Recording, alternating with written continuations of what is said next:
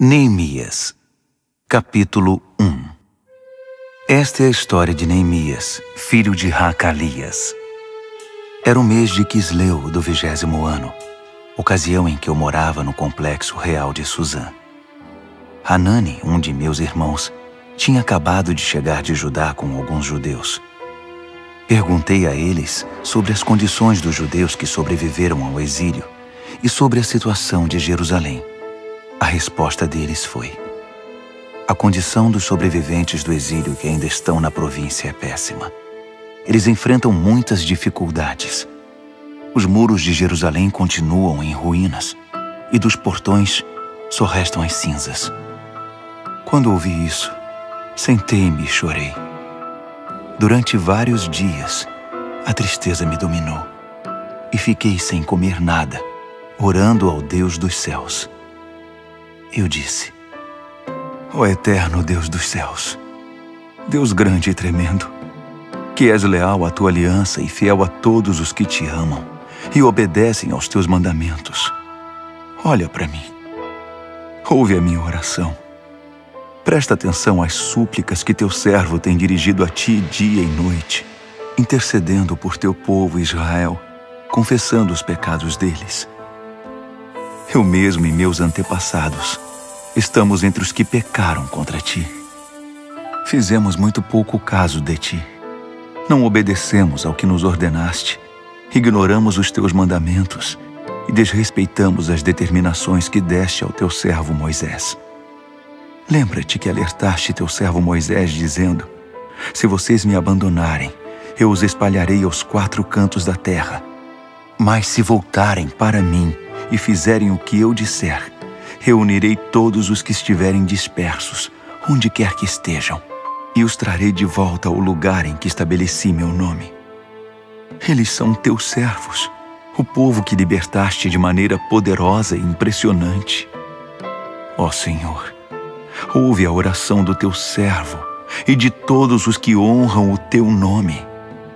Permite que o rei concorde com o pedido que farei hoje. Na época, eu era encarregado de servir a bebida do rei.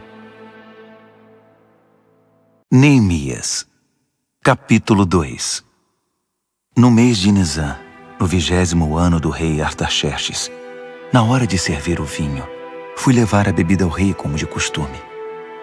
Eu nunca tinha ficado constrangido na presença do rei.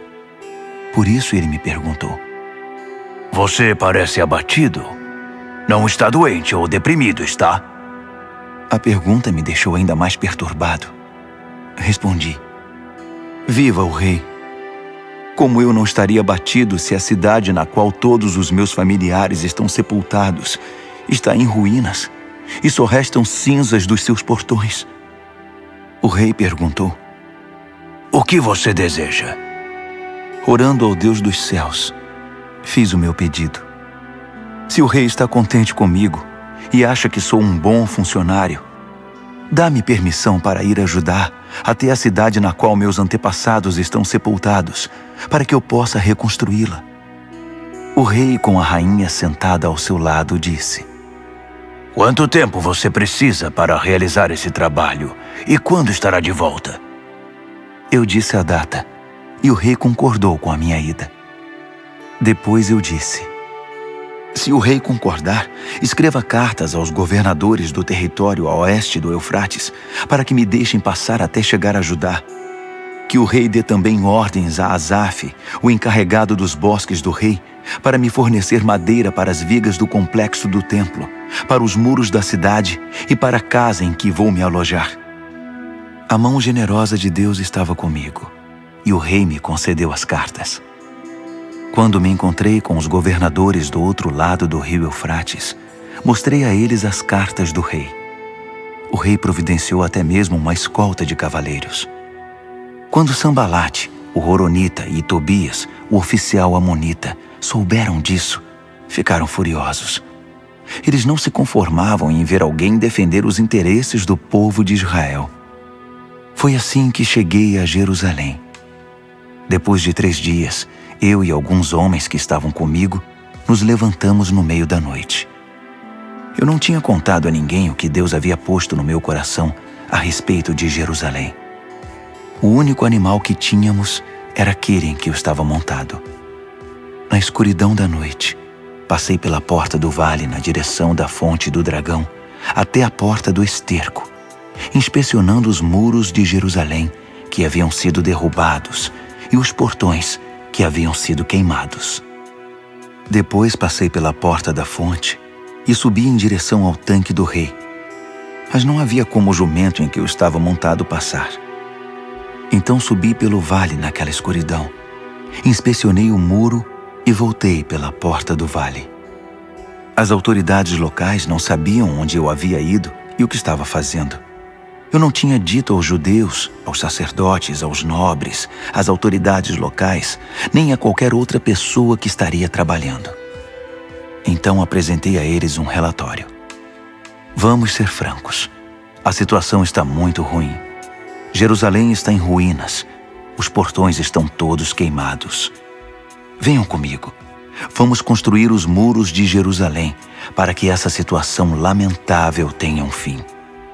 Também contei a eles que Deus estava comigo e que o rei estava me apoiando. Eles responderam: estamos com você. Vamos começar. Logo estavam prontos para começar a obra. Quando Sambalate, o horonita, Tobias, o oficial amonita, e Gesem, o árabe, souberam disso, começaram a caçoar de nós. O que vocês estão fazendo? Pensam que podem passar por cima das ordens do rei? Respondi: o Deus dos céus nos dará sucesso. Somos servos dele e vamos reconstruir os muros. Vocês podem ficar fora disso. Não deem palpite. Jerusalém não é da conta de vocês. Neemias, capítulo 3. O sacerdote principal, Eliasibe, e seus colegas sacerdotes logo se prontificaram. Começaram a trabalhar na porta das ovelhas. Restauraram as portas e fixaram-nas nos batentes. Depois seguiram até a torre dos 100 e a torre de Hananeel. Os homens de Jericó trabalhavam com eles. Ao lado deles, Zacur, filho de Inri. A porta do peixe foi construída pelos irmãos Hassenaá. Eles a restauraram, a encaixaram nos batentes e instalaram as trancas e as travas de segurança. Meremote, filho de Urias, filho de Racós, trabalhou do lado dele. Ao seu lado, Mesulão, filho de Berequias, filho de Mesesabel. Depois, Zadok, filho de Baaná. Ao lado dele, os tecoitas, exceto os nobres que se recusavam a sujar as mãos. A porta de Gesana foi restaurada por Joiada, filho de Pazéia, e por Mesulão, filho de Besodias. Eles a restauraram, a encaixaram nos batentes e instalaram as trancas e as travas de segurança. O gibeonita Melatias, o meronotita Jadom e os homens de Gibeon e de Mispá, lugares que estavam sob a jurisdição do governador da província além do Eufrates, trabalharam com eles. Uziel, filho de Haraías, um dos ferreiros, trabalhou do lado deles, e ao seu lado Hananias, um perfumista. Eles reconstruíram os muros de Jerusalém até o muro largo. O trecho seguinte foi construído por Refaías, filho de Hur, governador da metade de Jerusalém. Ao lado dele, Gedaías, filho de Harumaf, reconstruiu a frente de sua casa. Atus, filho de Rasabneias, trabalhou do lado dele. Malquias, filho de Harim, e Hassub, filho de Paate-Moabe, reconstruíram outro trecho, que incluía a Torre dos Fornos. Ao lado deles, Salum, filho de Haloés, governador da outra metade de Jerusalém, trabalhou com suas filhas. A porta do vale foi reconstruída por Hanum e pelos moradores de Zanoa. Eles a restauraram, a puseram nos batentes e instalaram as trancas e as travas de segurança. Reconstruíram também 450 metros do muro até a porta do esterco. A porta do esterco foi reconstruída por Malquias, filho de Recabe, governador do distrito de Bet-Haquerem. Ele a restaurou, a pôs nos batentes e instalou as trancas e as travas de segurança. A porta da fonte foi reconstruída por Salum, filho de Col-Rosé, governador do distrito de Mispá.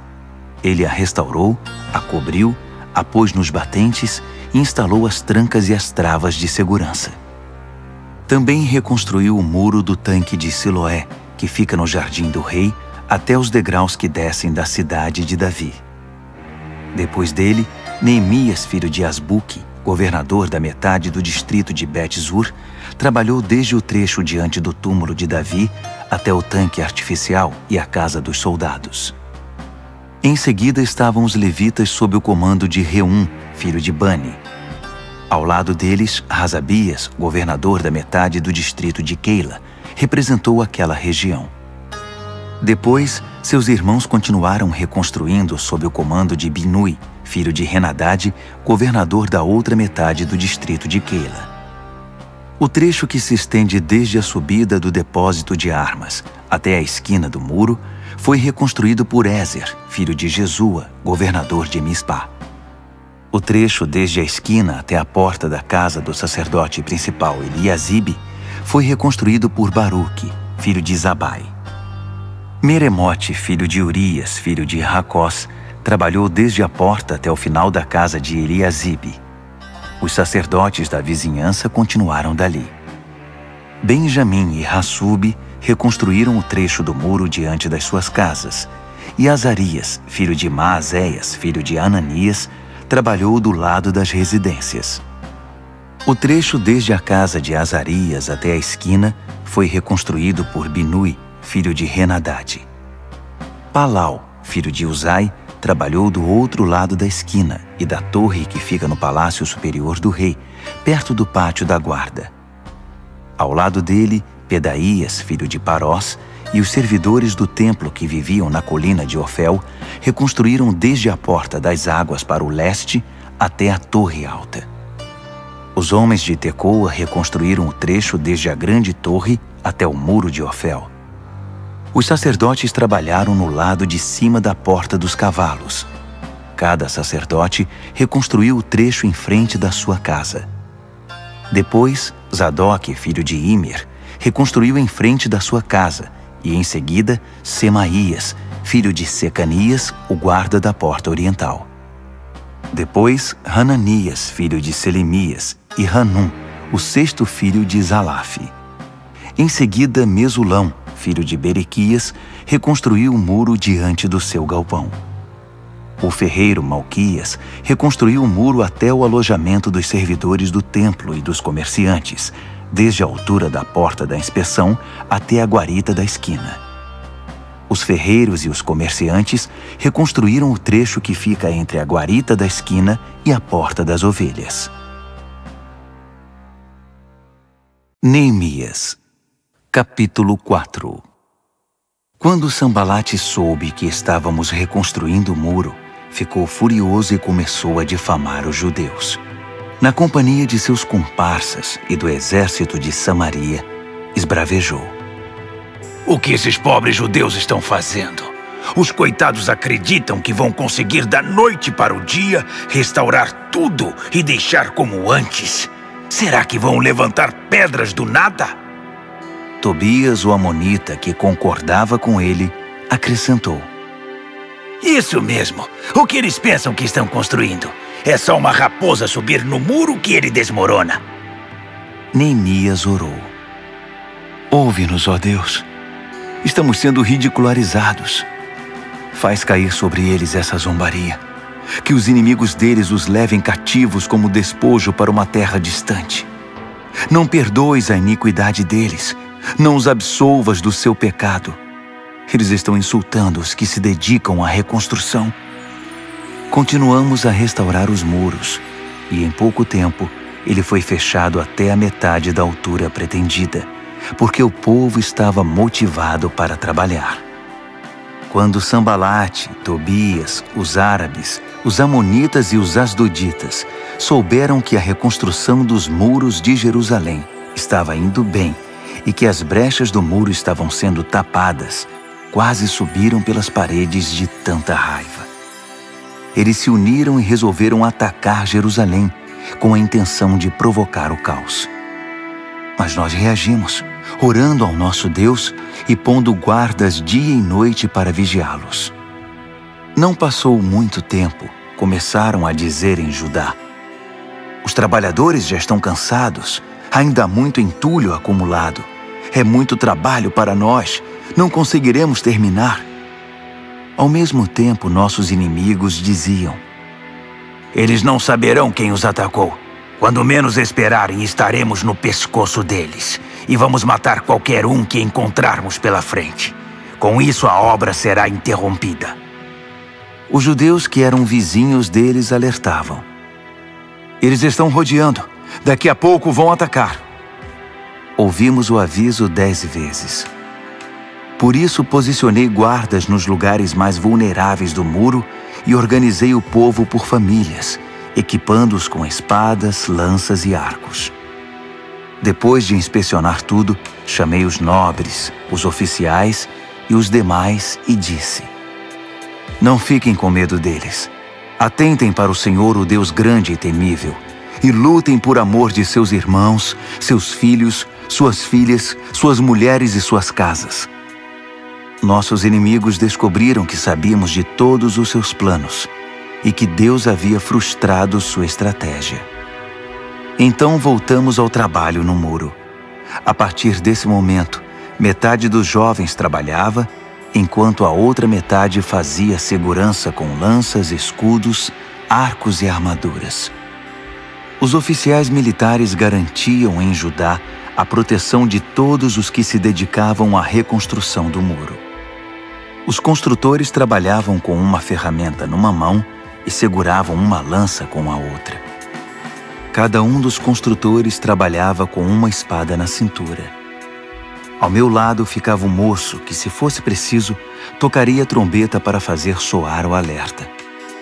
Um dia falei aos nobres, aos oficiais e aos demais: há muito trabalho ainda, e estamos muito espalhados ao longo do muro, distantes uns dos outros.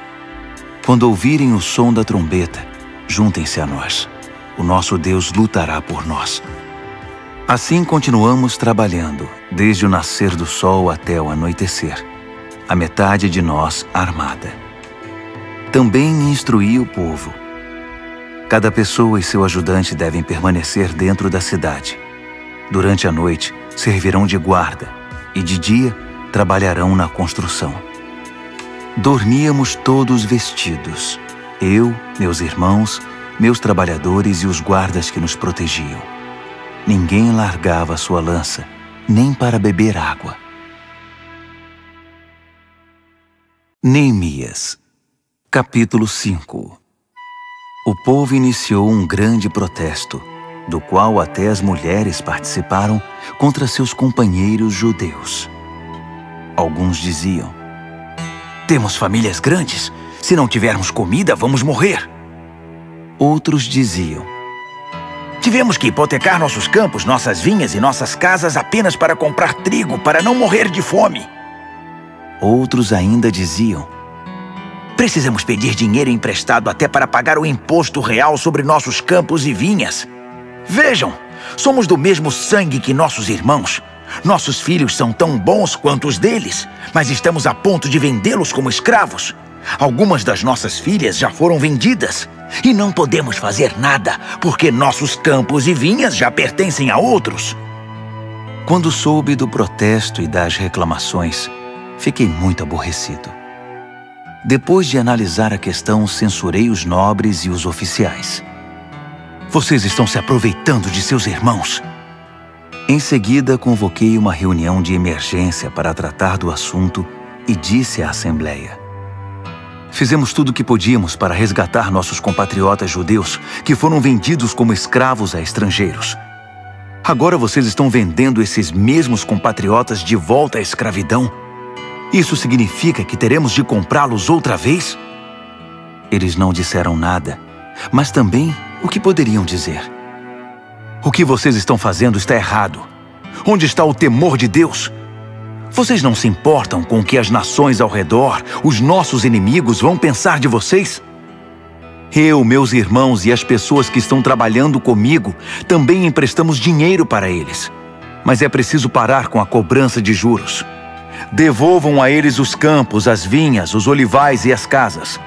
Perdoem todas as dívidas e não cobrem o trigo, o vinho nem o azeite. Eles responderam: está bem, vamos devolver. Não faremos mais exigências. Faremos tudo o que você nos disser. Logo depois reuni os sacerdotes e obriguei os nobres e os oficiais a cumprir a palavra dada. Eu mesmo tirei tudo o que tinha no bolso, sacudi na frente deles e disse: que Deus esvazie o bolso e a casa daquele que não cumprir a promessa, que seja sacudido e esvaziado. Todos concordaram e disseram: vamos fazer assim. E louvaram a Deus. O povo cumpriu mesmo a sua palavra.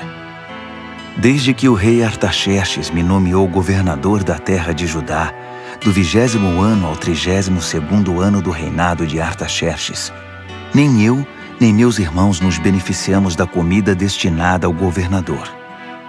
Os governadores antes de mim oprimiam o povo, exigindo comida e vinho, além de 480 gramas de prata. Até seus auxiliares se aproveitavam do povo. Mas por temor a Deus eu não fiz isso. Eu tinha um trabalho a fazer, construir o muro, e me dediquei a ele. Todos os meus homens estavam envolvidos no trabalho. Não tínhamos tempo para nos preocupar em adquirir propriedades.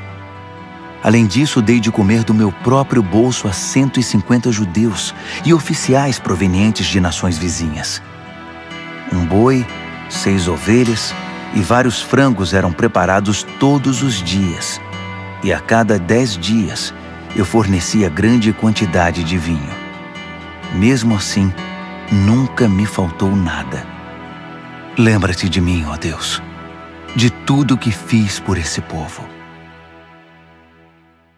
Neemias, capítulo 6.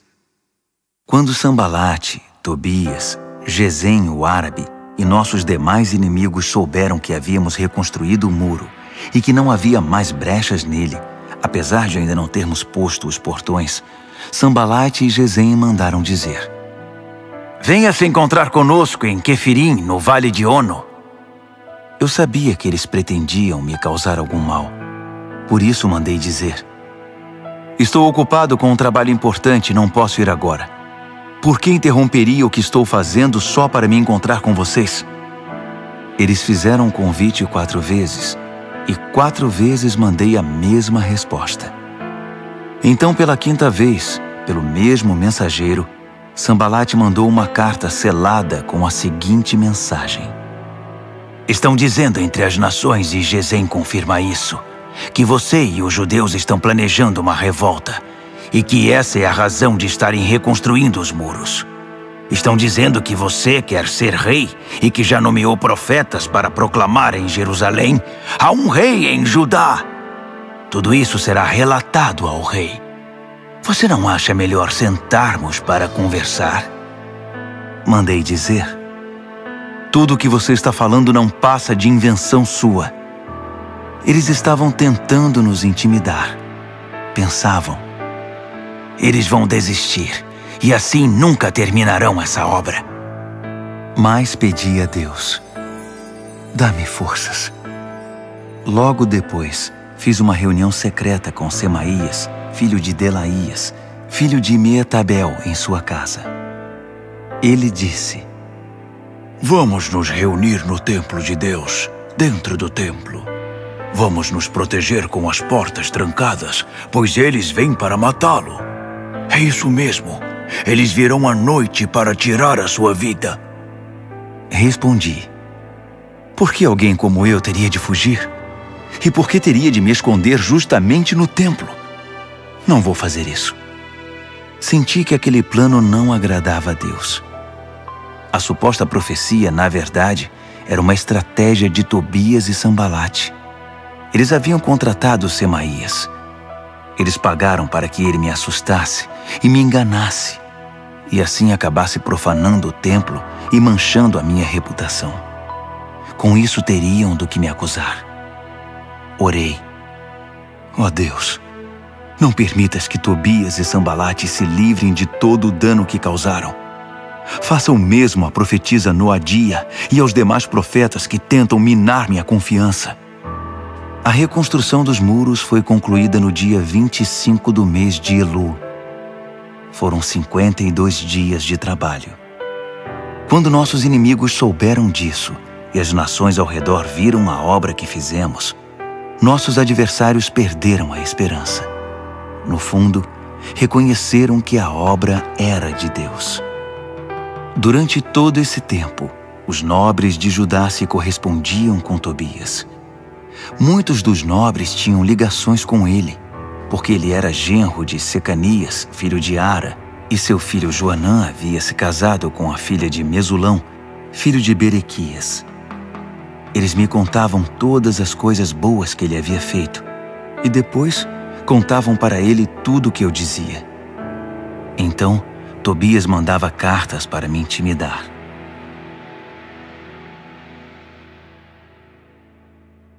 Neemias, capítulo 7. Depois que os muros foram reconstruídos, os portões assentados e os guardas, os cantores e os levitas designados, nomeei meu irmão Hanani e com ele Ananias, comandante da fortaleza, para administrar Jerusalém. Ananias era honesto e temia a Deus mais que qualquer outra pessoa. Dei a seguinte ordem: não abram os portões de Jerusalém antes do nascer do sol, e tranquem os portões com as barras de segurança antes de os guardas se retirarem. Escolham guardas entre os cidadãos de Jerusalém e encarregue-nos da segurança no trecho que fica diante da casa deles. A cidade era grande e espaçosa, mas a população era ainda pouco numerosa e muitas casas continuavam em ruínas. Deus pôs em meu coração reunir os nobres, os oficiais e toda a população para que todos fossem registrados. Encontrei os registros genealógicos dos que retornaram do exílio com o primeiro grupo. Estes são os nomes que constavam deles. Estes são os habitantes da província que retornaram do cativeiro, os quais Nabucodonosor, rei da Babilônia, tinha levado cativos. Eles voltaram para Jerusalém e Judá, cada um para sua cidade de origem.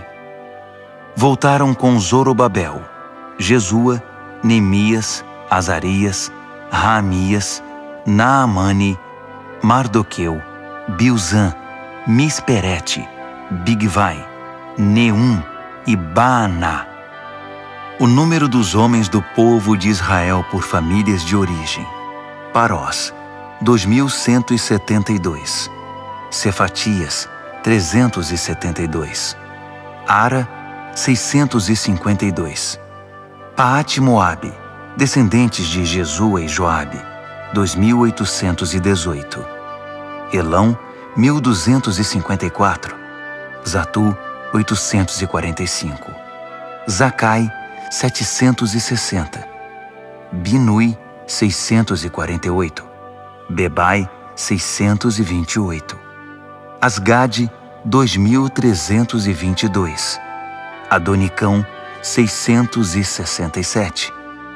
Bigvai, 2.067. Adim, 655.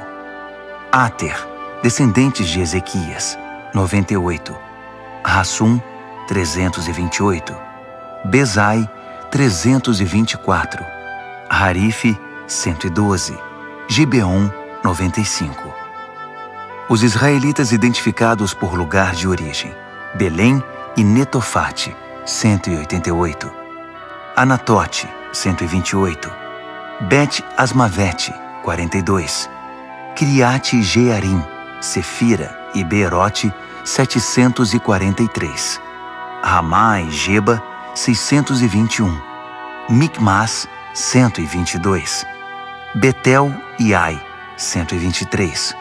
O outro Nebo, 52. O outro Elão, 1.254. Harim, 320. Jericó, 345. Lode, Hadide e Ono, 721. Senaá, 3.930. Das famílias dos sacerdotes: Gedaías, Descendentes de Jesua, 973. Imer, 1052. Pazur, 1247. Harim, 1017. As famílias dos levitas. Jesua, descendentes de Cadmiel e de Rodeva, 74. Os cantores, os descendentes de Asaf, 148. As famílias dos guardas, Salum, Ater, Talmon, Acube, Atita e Sobai, 138. As famílias dos servidores do templo, Zia, Razufa, Tabaote, Queros, Sia, Padom, Lebana, Hagaba, Salmai, Hanã, Gidel, Gaar, Reaías, Rezim, Necoda, Gazão, Uzá, Pazéia, Bezai, Meunim, Nefuzim, Baquebuque, Racufa, Harur, Baslite, Meida, Harsa, Barcos, Císera, Tamá, Neesias e Ratifa. As famílias dos servidores de Salomão, Sotai, Soferete, Perida, Jaala, Darcom, Gidel, Cefatias, Ratil, Poquerete, Razebaim e Amon. Os servidores do templo e os servos de Salomão, 392. Estes são os que vieram de Tel-Melá, Tel-Harza, Querube, Amon e Imer. Eles não conseguiram provar que eram israelitas. Os descendentes de Delaías, Tobias e Necoda, 642. O mesmo aconteceu com estas famílias de sacerdotes, os descendentes de Rabaías, Racós, Barzilai, que se casou com uma filha de Barzilai de Gileade e era chamado por esse nome. Eles procuraram os registros da família, mas não encontraram. Por isso foram impedidos de exercer a função de sacerdote e considerados ritualmente impuros. O governador determinou que eles não poderiam comer do alimento sagrado até que um dos sacerdotes definisse a situação deles por meio do Urim e do Tumim. O total dos que voltaram do exílio foi 42.360, sem contar os escravos, que totalizavam 7.337. Também havia 245 cantores e cantoras, que possuíam 736 cavalos, 245 mulas, 435 camelos e 6.720 jumentos. Alguns dos chefes das famílias entregaram ofertas voluntárias para a obra. O governador deu ao tesouro 8 quilos de ouro, 50 bacias e 530 vestimentas para os sacerdotes. Alguns dos chefes das famílias deram para o tesouro uma oferta de 160 quilos de ouro e 1.320 quilos de prata para a obra. O restante do povo contribuiu com 160 quilos de ouro, 1.200 quilos de prata e 67 vestimentas para os sacerdotes. Os sacerdotes, os levitas, os guardas, os cantores, os servidores do templo, com alguns outros e com o restante do povo de Israel, encontraram lugar para morar em suas cidades de origem. Neemias, capítulo 8. Por volta do 7º mês, quando todos os israelitas haviam se instalado em suas cidades, o povo se reuniu na praça em frente da Porta das Águas e pediu que o escriba Esdras trouxesse o livro da revelação de Moisés que o Eterno tinha dado a Israel. Então o sacerdote Esdras trouxe o livro para a congregação, formada por homens e mulheres, todos capazes de entender seu conteúdo. Isso aconteceu no primeiro dia do 7º mês. Ele leu a revelação de frente para a praça que ficava diante da Porta das Águas, desde cedo até o meio-dia, na presença de homens e mulheres e de todos os que conseguiam entender a leitura. Todos ouviam atentamente o que dizia o livro da revelação. O escriba Esdras estava sobre uma plataforma de madeira construída especialmente para a ocasião. Do seu lado direito estavam Matitias, Sema, Anaías, Urias, Ilquias e Maazéias. Do lado esquerdo estavam Pedaías, Misael, Malquias, Hassum, Rasbadana, Zacarias e Mesulão. Esdras abriu o livro. Todos os olhares estavam voltados para ele, que estava de pé sobre a plataforma. E quando ele abriu o livro, todos ficaram de pé. Esdras louvou ao Eterno, o grande Deus, e todo o povo respondeu levantando as mãos. Amém. Amém. Em seguida prostraram-se com o rosto em terra em adoração ao Eterno.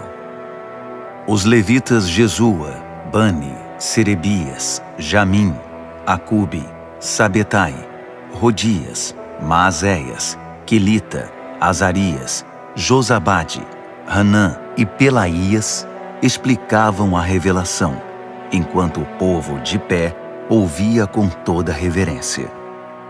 Eles liam pausadamente o livro da revelação de Deus para que o povo pudesse entendê-lo, e em seguida explicavam o que haviam lido. Neemias, o governador, Esdras, o sacerdote e escriba, e os levitas que ensinavam o povo disseram: Este dia é consagrado ao Eterno, o seu Deus. Não chorem nem fiquem abatidos. Porque todo o povo chorava enquanto ouvia as palavras da revelação. Disseram ainda: Voltem para casa e preparem uma festa, um banquete com muita comida e bebida. Repartam a comida com os que não têm, pois este dia é consagrado ao Eterno. Não fiquem entristecidos. A alegria do Eterno fortalecerá vocês. Os levitas continuaram a tranquilizar o povo. Sosseguem, este dia é consagrado. Não fiquem tristes. Então o povo partiu e preparou uma festa. Eles comeram e beberam com muita alegria, até mesmo os pobres. Eles tinham entendido o que havia sido lido para eles. No segundo dia do mês, os chefes das famílias de todo o povo, os sacerdotes, os levitas, reuniram-se em torno do escriba Esdras para estudar mais profundamente as palavras da revelação. Descobriram na revelação que o Eterno havia ordenado por meio de Moisés que o povo de Israel deveria permanecer em cabanas durante as festividades do 7º mês. Então baixaram um decreto e divulgaram entre todas as cidades e em Jerusalém: Subam as colinas e tragam ramos de oliveiras, pinheiros, murtas, palmeiras e qualquer árvore de galhos cheios de folhas, para fazer cabanas, como está escrito. O povo saiu, trouxe os ramos e fez cabanas sobre o telhado e no quintal das casas, no pátio do templo de Deus, na praça da Porta das Águas e na praça da Porta de Efraim. Toda a congregação que havia retornado do exílio fez cabanas e permaneceu nelas. O povo de Israel não fazia isso desde o tempo de Josué, filho de Num. Foi um dia maravilhoso. A alegria era geral. Todos os dias, desde o primeiro até o último, Esdras lia o livro da revelação de Deus. Celebraram a festa durante 7 dias. No 8º, reuniram solenemente a assembleia, conforme o decreto. Neemias, capítulo 9. No dia 24 do mês, o povo de Israel reuniu-se para um jejum, todos vestidos com pano de saco e com terra no rosto, como sinal de arrependimento. Os israelitas romperam todo o relacionamento com os estrangeiros. De pé, confessaram seus pecados e os erros de seus antepassados. Enquanto estavam de pé, leram o livro da revelação do Eterno, seu Deus, durante 3 horas. Depois, durante outras 3 horas, fizeram confissões e adoraram a Deus. Um grupo de levitas, formado por Jesua, Bani, Cadmiel, Sebanias, Buni, Serebias, Bani e Kenani, pôs-se de pé na plataforma e orou em voz alta ao Eterno, seu Deus. Os levitas Jesua, Cadmiel, Bani, Hasabneias, Serebias, Odias, Sebanias e Petaías convidaram o povo. Levantem-se, louvem ao Eterno, seu Deus, para sempre. Bendito seja o teu glorioso nome, superando toda a bênção e todo louvor. Tu és o único, ó Eterno, somente tu. Fizeste os céus dos céus e todos os seres celestiais, a terra e tudo que nela há, os oceanos e tudo que neles existe. E preservas a vida de todos, os seres celestiais te adoram. Tu és, ó Eterno, Deus que escolheu a Abrão, que o tirou de Ur dos Caldeus e trocou seu nome para Abraão. Achaste nele sinceridade e lealdade e fizeste uma aliança com ele. Também a promessa de dar a ele a terra dos cananeus, dos hititas, dos amorreus, dos ferezeus, dos jebuseus e dos girgazeus, de entregá-la aos seus descendentes. E cumpriste a tua promessa, pois és justo. Tu atentaste para as angústias dos nossos antepassados no Egito. Ouviste o clamor deles diante do Mar Vermelho. Surpreendeste o faraó, seus oficiais e todo o povo daquela terra com milagres e maravilhas. Sabias da arrogante provocação dos egípcios contra o teu povo e engrandeceste o teu nome, que continua assim até hoje. Abriste o mar diante deles, e eles o atravessaram sem molhar os pés.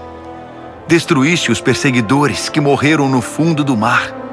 Eles afundaram como uma pedra jogada no mar turbulento. Durante o dia, tu os guiaste com uma coluna de nuvem e durante a noite, com uma coluna de fogo, para mostrar o caminho que deveriam seguir. Desceste sobre o monte Sinai. Dos céus, falaste com eles. Deste a eles instruções sobre como viver, ensinamentos verdadeiros, regras e mandamentos justos. Ensinaste o teu povo a guardar os teus sábados santos. Por meio do teu servo Moisés, deste a eles mandamentos, regras e instruções. Mandaste pão do céu quando eles estavam com fome. Fizeste sair água das rochas para saciar a sede deles. E os mandaste entrar e possuir a terra que tinhas prometido a eles. Mas nossos antepassados foram arrogantes. Por teimosia, não obedeceram aos teus mandamentos. Fizeram-se de surdos, recusaram-se a lembrar os milagres que fizeste diante deles. Tornaram-se obstinados e cismaram em voltar para a escravidão do Egito. Mas tu, sendo Deus perdoador, misericordioso e compassivo, de paciência inacreditável e cheio de amor, não os desamparaste. Mesmo depois de esculpirem um bezerro e de terem dito: "Este é o Deus de vocês que os tirou do Egito", e de terem feito coisas piores, tu, por tua grande compaixão, não os abandonaste à própria sorte no deserto. A coluna de nuvem não os deixou. Diariamente, ela continuava mostrando o caminho. A coluna de fogo, também à noite, indicava o caminho. Tu concedeste o teu espírito para ensiná-los a viver com sensatez. Nunca deixaste de enviar o maná e deste a eles água em abundância. Sustentaste o povo 40 anos no deserto, e eles tinham tudo de que precisavam. Suas vestes não envelheceram, e seus pés nunca ficaram inchados. Entregaste a eles reinos e povos. Repartiste os territórios deles com o teu povo. Eles conquistaram a terra de Seom, rei de Esbom, e a terra de Og, rei de Bazã. Fizeste que se multiplicassem como as estrelas do céu, e os fizeste entrar e possuir a terra, pois havias prometido aos seus antepassados que eles iriam conquistá-la. Eles entraram na terra, tomaram posse dela e fizeram morada ali. Os cananeus que viviam ali renderam-se diante deles. Tu entregaste ao teu povo a terra, os reis e o povo deles. Podiam fazer o que quisessem com eles. Eles conquistaram fortalezas e lavouras produtivas. Possuíram casas cheias de bens, cisternas, vinhas, olivais, pomares com muitas árvores. Comeram e se fartaram do melhor da terra. Deleitaram-se em tua grande bondade. Mas eles se rebelaram contra ti, abandonaram as tuas leis e mataram os teus profetas, os profetas que tentavam conduzi-los de volta para ti, e fizeram coisas ainda piores.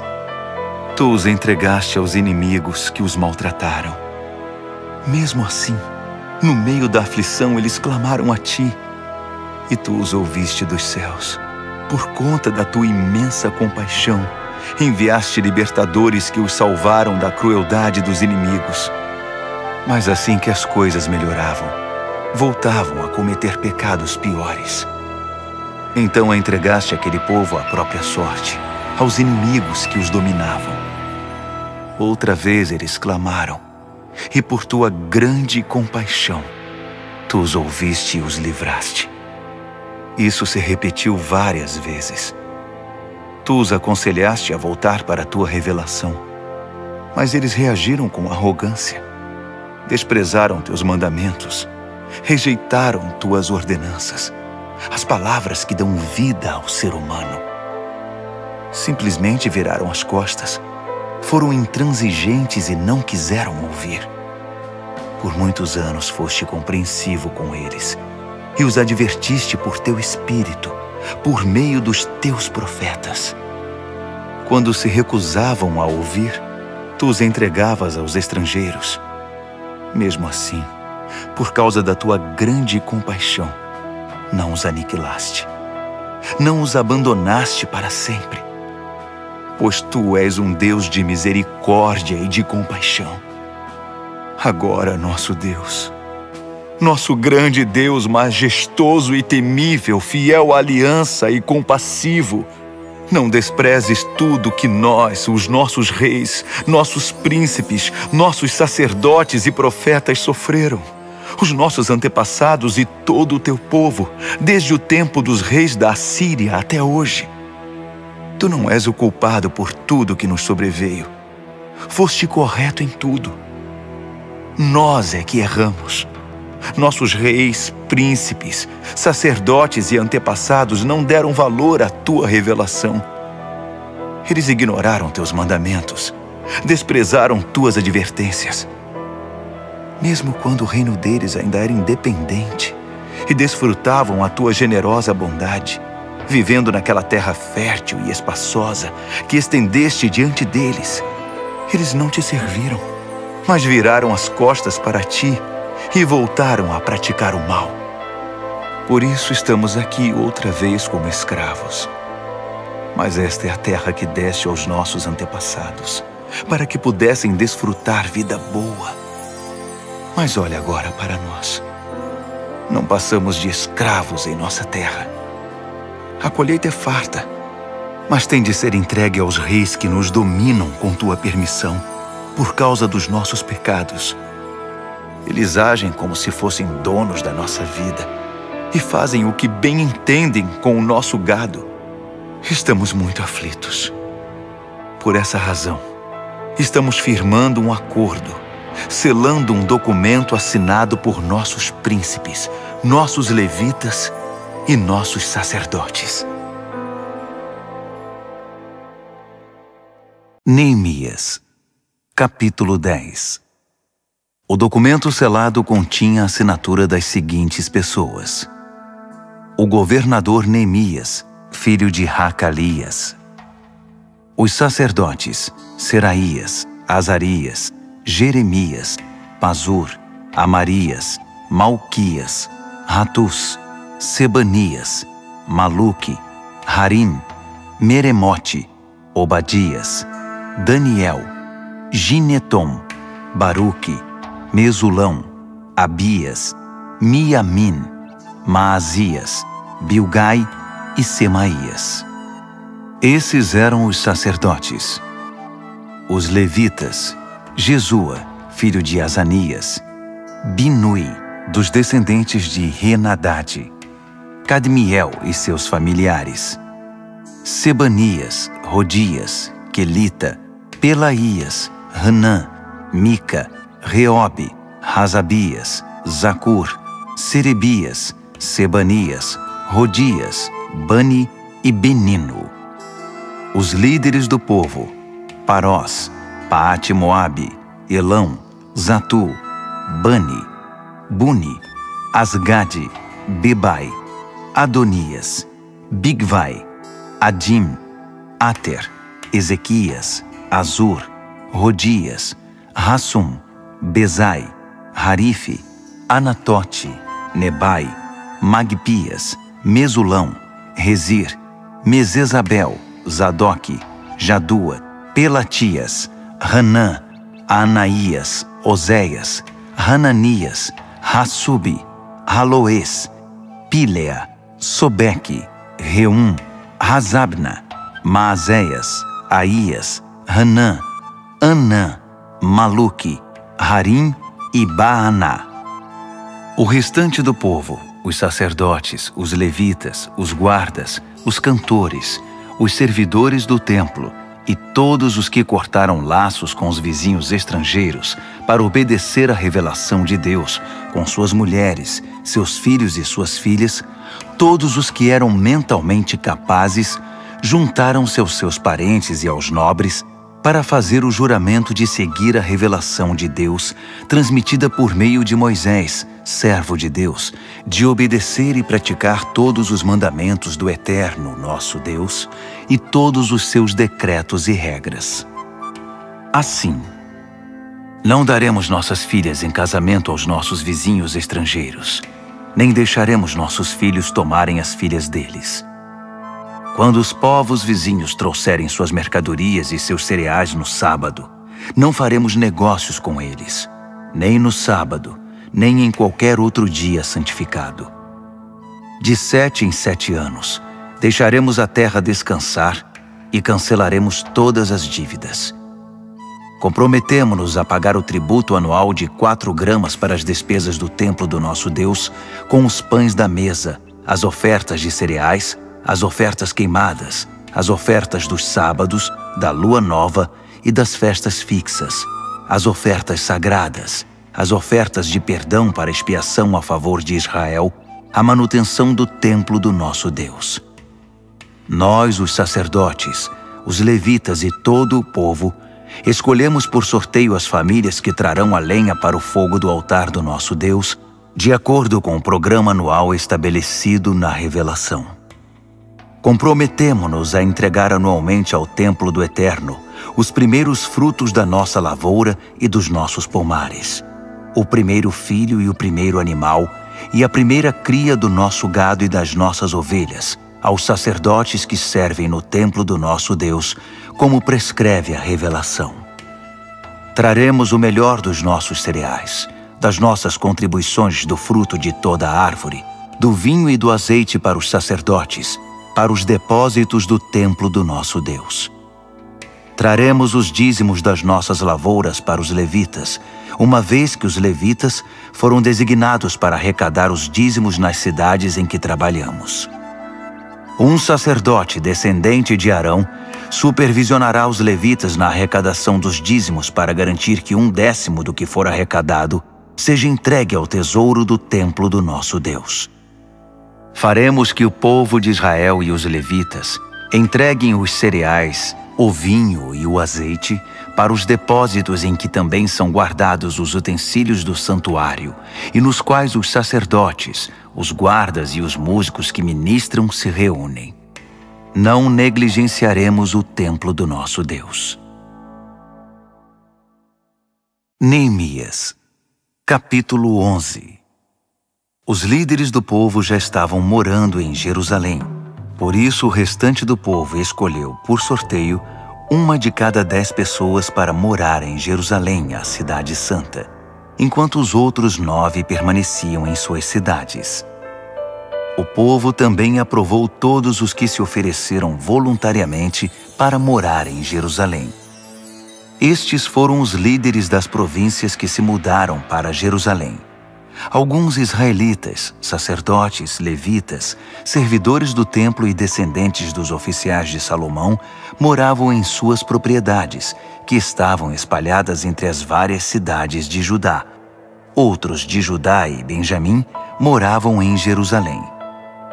Entre os descendentes de Judá, Ataías, filho de Uzias, filho de Zacarias, filho de Amarias, filho de Cefatias, filho de Maalaleel, descendente de Pérez. Maazéias, filho de Baruque, filho de Col-Rosé, filho de Razaías, filho de Adaías, filho de Joiaribe, filho de Zacarias, descendente de Selá. Os descendentes de Pérez, que moravam em Jerusalém, totalizavam 468 homens valentes. Entre os descendentes de Benjamim, Salu, filho de Mesulão, filho de Joede, filho de Pedaías, filho de Colaías, filho de Maazéias, filho de Itiel, filho de Jesaías, e seus irmãos Gabai e Salai. Ao todo, 928 homens. Joel, filho de Zicre, era chefe deles, e Judá, filho de Rassenua, era o segundo no comando sobre a cidade. Dos sacerdotes, Gedaías, filho de Joiaribe, e Jaquim. Seraías, filho de Ilquias, filho de Mesulão, filho de Zadoque, filho de Meraiote, filho de Aitube, que era o administrador do templo de Deus, e seus companheiros que faziam o trabalho do templo. Ao todo eram 822 homens. Além desses, Adaías, filho de Jeroão, filho de Pelaías, filho de Anze, filho de Zacarias, filho de Pazur, filho de Malquias, e seus companheiros, que eram chefes de famílias, totalizavam 242 homens. Amassai, filho de Azarreel, filho de Azai, filho de Mesilemote, filho de Imer, e seus companheiros, todos homens valentes, eram 128 homens. O chefe deles era Zabdiel, filho de Gedolim. Dos levitas, Semaías, filho de Hassubi, filho de Azricão, filho de Razabias, filho de Buni, Sabetai e Josabade, 2 líderes dos levitas encarregados do trabalho externo do templo de Deus. Matanias, filho de Mica, filho de Zabde, filho de Asaf, o dirigente que conduzia as ações de graças e as orações. Baquebuquias, o segundo entre seus companheiros. Abda, filho de Samua, filho de Galau, filho de Gedutum. Os levitas da cidade santa totalizavam 284 homens. Dos guardas, Acube, Talmon e seus companheiros que vigiavam os portões, um total de 172 homens. O restante dos israelitas, sacerdotes e levitas, estavam espalhados por todas as cidades de Judá, cada um na propriedade de sua família.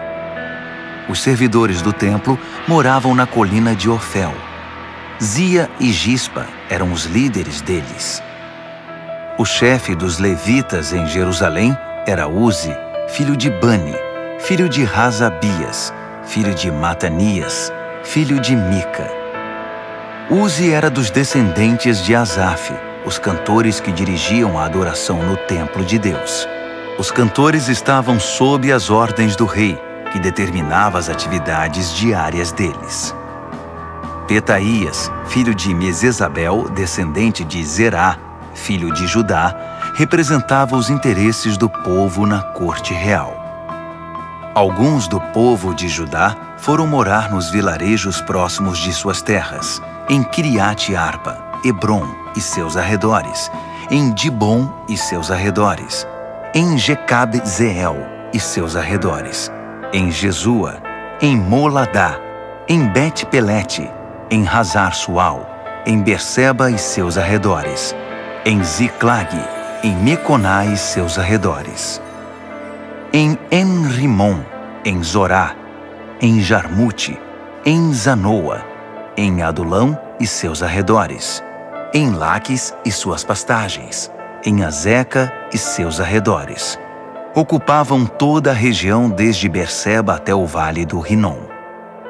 Os benjamitas de Geba foram viver em Micmas, Aia, Betel e seus arredores, Ananote, Nobe e Ananias, Razor, Ramá e Gitaim, Hadide, Zeboim e Nebalate, Lode e Ono e o Vale dos Artesões.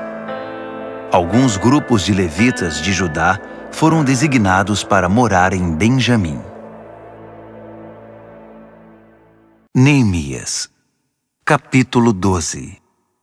Estes são os sacerdotes e os levitas que vieram com Zorobabel, filho de Sealtiel, e Jesua: Seraías, Jeremias, Esdras, Amarias, Maluque, Ratus, Secanias, Reum, Meremote, Ido, Gineton, Abias, Miamim, Maadias, Bilga, Semaías, Joiaribe, Gedaías, Salu, Amoque, Ilquias e Gedaías.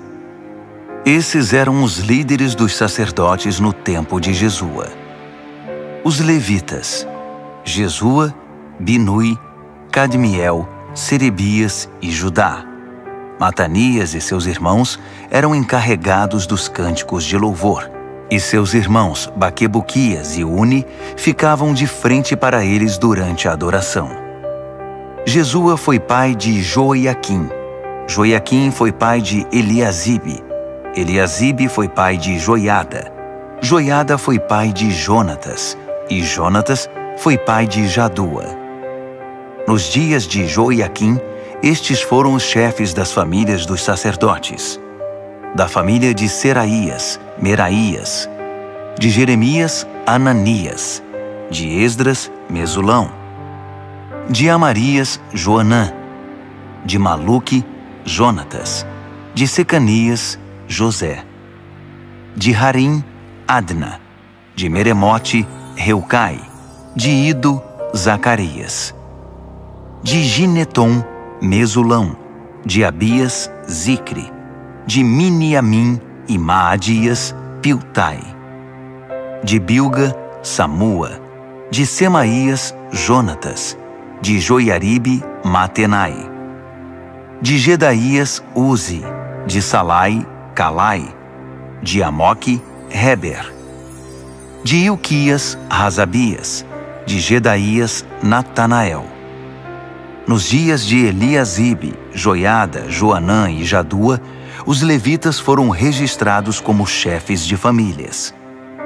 Durante o reinado de Dario, o rei da Pérsia, foram registrados os sacerdotes. Os levitas que eram chefes de famílias foram registrados no livro das crônicas até os dias de Joanã, filho de Eliasibe. Eram eles Razabias, Serebias e Jesua, filho de Cadmiel. Seus irmãos ficavam de frente para eles durante o louvor e as ações de graças, para fazer o contracanto, conforme Davi, o homem de Deus, havia instruído. Os guardas foram Matanias, Baquibuquias, Obadias, Mesulão, Talmon e Acube. Eles vigiavam os depósitos que ficavam ao lado dos portões. Viveram na época de Joiaquim, filho de Jesua, filho de Josadaque, no período do governador Neemias e do sacerdote e escriba Esdras. Para a dedicação dos muros foram convocados levitas de toda parte para estar em Jerusalém e preparar uma grande celebração, com hinos de ações de graças e cânticos ao som de símbolos, harpas e liras. Vieram cantores de todas as partes de Jerusalém, dos vilarejos dos netofatitas, de Bet-Gilgal, das terras de Geba e Asmavete. Eles fundaram vilas para si em torno de Jerusalém. Os sacerdotes e os levitas se consagraram. Depois, fizeram o mesmo com o povo, os portões e o muro. Chamei os líderes de Judá para se reunirem perto do muro e formei 2 grandes coros. Um deles seguiu para a direita, na direção da porta do esterco, acompanhado por Rosaías e metade dos líderes de Judá, entre eles Azarias, Esdras, Mesulão, Judá, Benjamim, Semaías e Jeremias. Alguns dos jovens sacerdotes portavam trombetas. Depois, tocando os instrumentos musicais de Davi, o homem de Deus, vinham Zacarias, filho de Jonatas, filho de Semaías, filho de Matanias, filho de Micaías, filho de Zacur, filho de Asaf e seus irmãos Semaías, Azarreel, Milalai, Gilalai, Maai, Natanael, Judá e Hanani. O escriba Esdras os liderava. Da porta da fonte, subiram direto pelos degraus da cidade de Davi, pela escada que fica ao longo do muro, acima do palácio de Davi, voltando para a porta da fonte a leste. O outro grupo seguiu para a esquerda. Eu e metade do povo seguimos pelo muro, desde a Torre dos Fornos até a parte larga do muro, acima da porta de Efraim, a porta de Gesana, a porta do Peixe, a torre de Hananeel e a torre dos 100, até a porta das ovelhas. Paramos na porta da guarda. Depois, os 2 coros ocuparam seus lugares no templo de Deus. Acompanhei a metade dos oficiais e os sacerdotes Eliaquim, Maazéias, Miniamim, Micaías, Elioenai, Zacarias e Hananias, que estavam com suas trombetas. Também estavam lá Maazéias, Semaías, Eleazar, Uzi, Joanã, Malquias, Elão e Ézer. Os cantores eram conduzidos por Jezraías. Naquele dia ofereceram muitos sacrifícios numa grande celebração, pois Deus os havia enchido de alegria. As mulheres e as crianças levantaram a voz com todo o povo. O júbilo de Jerusalém foi ouvido de muito longe. Naquele mesmo dia, foram escolhidos os encarregados dos depósitos das ofertas, dos primeiros frutos e dos dízimos. Eles tinham a responsabilidade de garantir que a porção dos sacerdotes e dos levitas, ordenada pela revelação, fosse trazida das terras pertencentes às cidades. O povo de Judá respeitava muito o trabalho dos sacerdotes e dos levitas. O povo, os cantores e os guardas fizeram tudo como mandava a cartilha. Conduziram a adoração a Deus e o ritual da purificação, de maneira tal que teria enchido os olhos de Davi e Salomão. Era assim que se fazia antigamente, nos dias de Davi e de Asaf, quando havia dirigentes de coros para conduzir o povo nos cânticos de louvor e ações de graças a Deus. Na época de Zorobabel e Neemias, todo Israel contribuía com quantias diárias para os cantores e os guardas. Também separavam o que era destinado aos levitas e os levitas faziam o mesmo para os descendentes de Arão. Neemias, capítulo 13. Naquele mesmo dia, foi lido o livro de Moisés diante do povo. Descobriu-se no livro que nenhum amonita ou moabita podia fazer parte da congregação do povo de Deus, porque eles não haviam acolhido o povo de Israel, negando a eles comida e bebida. Em vez de ajudar os israelitas, contrataram Balaão para amaldiçoá-los. Mas Deus transformou a maldição em bênção. Quando ouviram a leitura da revelação, excluíram de Israel todos os estrangeiros. Antes disso, o sacerdote Eliasibe havia sido encarregado dos depósitos do templo de Deus. Ele era parente de Tobias e tinha disponibilizado para ele uma sala grande, que era usada para estocar as ofertas de cereais, incenso, os utensílios para o sacrifício, os dízimos dos cereais, do vinho e do azeite para os levitas, os cantores e os guardas, e as ofertas para os sacerdotes. Eu não estava em Jerusalém quando isso aconteceu.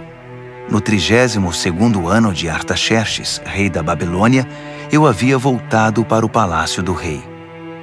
Mais tarde, pedi permissão ao rei para viajar outra vez. Cheguei a Jerusalém e foi quando soube que Eliasibe havia cedido espaço para Tobias nos pátios do templo de Deus. Fiquei realmente furioso. Joguei fora tudo que estava dentro da sala, todos os pertences de Tobias. Depois, mandei que a sala fosse purificada. Só então pus de volta os utensílios do templo de Deus, as ofertas de cereal e o incenso. Também fiquei sabendo que os levitas não estavam recebendo a quantia regular de alimento. Por isso os levitas e os cantores que conduziam o culto de adoração haviam abandonado suas responsabilidades e voltado para suas terras. Chamei a atenção dos oficiais dizendo: "Por que vocês abandonaram o templo de Deus?" Chamei todos de volta e os reintegrei às antigas funções, de modo que todo o povo de Judá voltou a trazer os dízimos dos cereais, do vinho e do azeite para os depósitos. Designei o sacerdote Selemias, o escriba Zadok e os levitas Pedaías como encarregados dos depósitos. Nomeei Hanã, filho de Zacur, filho de Matanias, auxiliar direto deles. Esses homens tinham a reputação de serem honestos e trabalhadores. Eles ficaram encarregados de distribuir a porção de mantimento para seus companheiros. Por isso, lembra-te de mim, ó Deus. Nunca te esqueças de como me dediquei ao trabalho do templo de Deus e do serviço. Enquanto fazia a viagem de volta a Jerusalém, também percebi que o povo prensava uvas, transportava cereais e carregava seus jumentos no sábado. Traziam vinho, uvas, figos e todo tipo de mercadoria para serem comercializados no sábado. Então, eu os adverti contra a venda de alimentos naquele dia. Alguns naturais de Tiro que estavam morando em Jerusalém traziam peixes e outras mercadorias para vender aos moradores de Judá, em Jerusalém, e isso no sábado. Cobrei uma atitude dos líderes de Judá dizendo: "O que está acontecendo? Isso está errado. Vocês estão profanando o sábado. Não foi justamente o que seus antepassados fizeram? Não foi por causa disso que Deus trouxe esta miséria sobre nós e sobre esta cidade? Com a profanação do sábado, vocês estão acrescentando desobediência e fazendo aumentar a ira de Deus contra Jerusalém."